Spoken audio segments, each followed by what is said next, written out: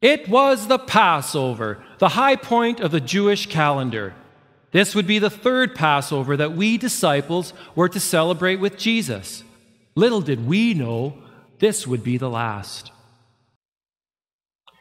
And then, instead of the normal Passover ritual, Jesus spoke some very strange words. He took a piece of bread and he broke it. And he said, "This is my body, broken for you."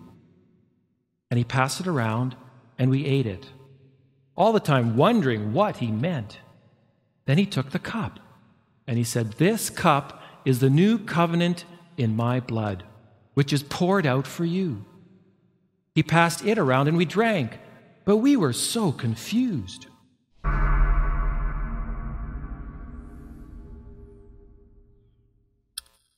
Why didn't Jesus get it? It seemed so clear to everyone else. He was the Messiah, born of the lineage of King David himself. David had been our greatest king.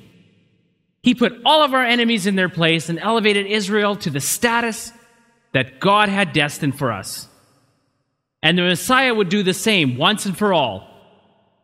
This time, it would be the Romans that he would vanquish, and the Israelites could once again take our preferred place on the world stage.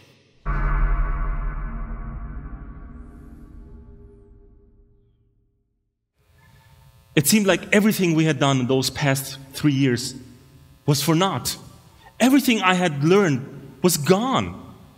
All my hopes and my aspirations for this new kingdom vanished into thin air.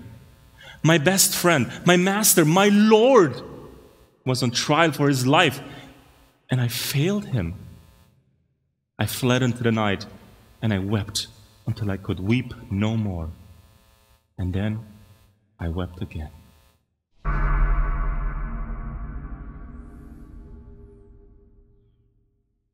Really? Crucify an innocent Jesus and release the notorious Barabbas? Talk about a mob mentality. What was I to do? To release Jesus would certainly spark a riot. My job was to keep the peace. And after all, who was this Jesus to me? If the Jews were going to kill an innocent man, that would be on their conscience, not mine. I would simply wash my hands of the entire affair.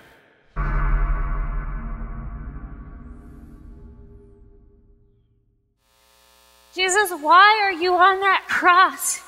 You walked on water. You fed the multitudes. You healed the sick. You raised the dead. Why don't you save yourself from that cross?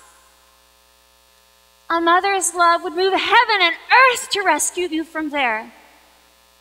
Why? Why does a father's love keep you there? Or is that his plan? To move heaven and earth. Is that why you stay on the cross?